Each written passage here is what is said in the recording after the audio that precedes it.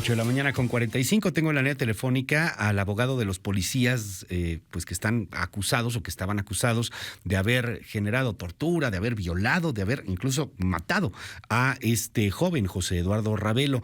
Abogado, muy buenos días, ¿cómo está? Muy buenos días, a sus órdenes.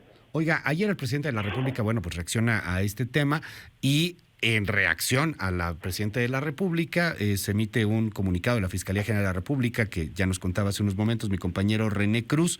Esto, pues de alguna manera lo están tomando ustedes como ya exculpa por completo a sus clientes, abogado.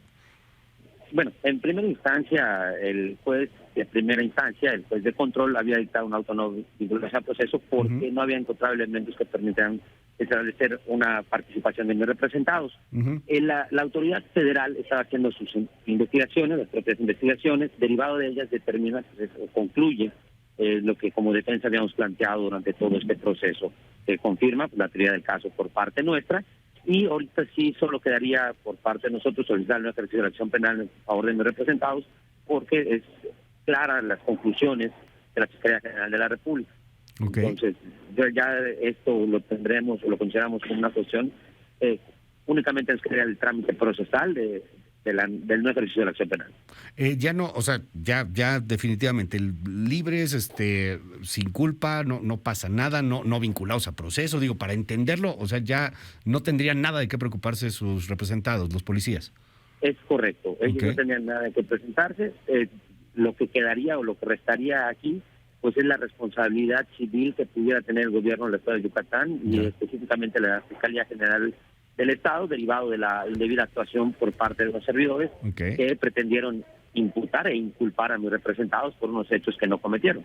Oiga, dígame algo, abogado, nada más para que repasemos los hechos. Este joven se muere el 3 de agosto de una neumonía. ¿Cuándo lo detuvieron sus representados? El 22 de julio. Él está el 22 de julio de las 11 horas hasta el 23 de julio. Está 24 horas. Había, como defensa nosotros planteábamos una línea temporal que había una diferencia entre cuando sale el 23 de julio y denuncia e ingresa al hospital. Durante ese periodo fue valorado incluso por una doctora particular.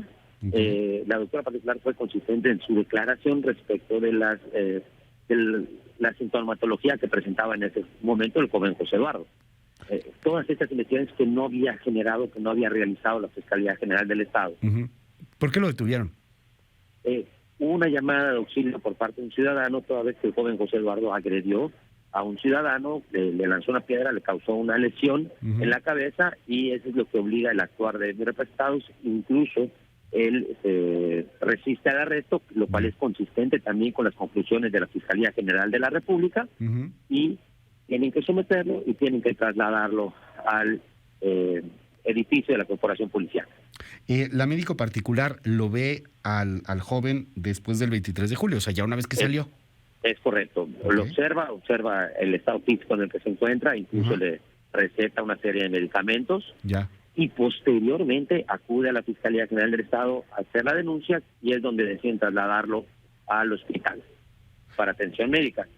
¿Y no había ahí indicios de violación o de vejaciones o torturas o algo? No había indicio absolutamente de nada en esa temporalidad. Si lo hubiera habido, pues por disposición legal, la médica tendría que está obligada a dar parte a la Fiscalía General del Estado, lo cual no se hizo porque no presentaba estas consideraciones o estos temas que se han venido manejando. Cuando lo detienen, abogado, cuando detienen al joven, bueno, está detenido, lo encierran en algún lugar. ¿Estuvo con alguien más?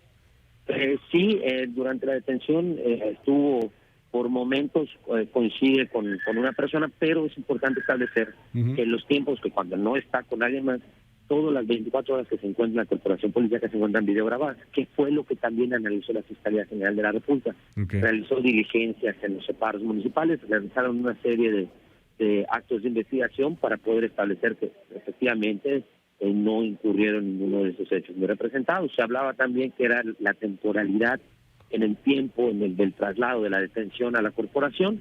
Hicieron las pruebas respectivas, las pruebas periciales, la dinámica, el tiempo que tardan, el tráfico que había en la zona. Analizaron cada una de las cámaras que hay en los cruces viales y pudieron determinar que es imposible que haya sucedido el hecho en los términos en los cuales había imputado a mis representados. Yo entiendo su chamba como abogado, ¿no? Y aquí le quiero preguntar, más allá del asunto técnico, pues es que los policías en el imaginario, en la narrativa, pues siempre son los malos, ¿no? O sea, hoy día la gente dice, ¿cómo que fue neumonía? No es cierto, están ocultando algo.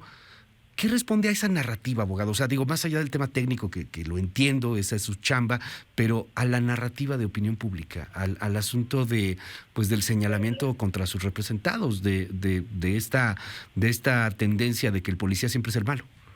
Sí, desafortunadamente, bueno, creo que todos hemos tenido alguna actuación en algún momento con ciertos elementos de seguridad y nos permite tener una idea colectiva social de que la policía pues, realiza actos de corrupción, actos de diferente naturaleza. La realidad es que así como hay elementos de corporaciones municipales y estatales que generan esos actos, también hay elementos que no participan y que fueron diligentes incluso con el propio joven José Eduardo. Es difícil que la sociedad pueda entender o creer esta versión, pero no, es que no es una versión, es una verdad histórica de los hechos.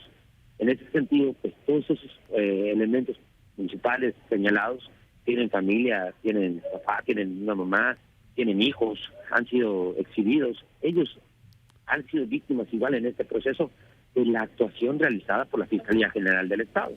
Si no se hubieran imputado y si no se hubieran hecho señalamientos que no correspondían a la realidad, pues incluso usted y yo no tendríamos esta conversación. Claro. Entonces, aquí yo creo que los que deben de asumir esta responsabilidad serían los elementos de la Fiscalía General del Estado. Bueno, pues vamos a estar muy atentos ahí al tema. Le aprecio mucho, abogado. Es el abogado David Dorantes, que me ha tomado la llamada telefónica y estamos al habla, si nos permite. Claro que sí, estoy a sus órdenes.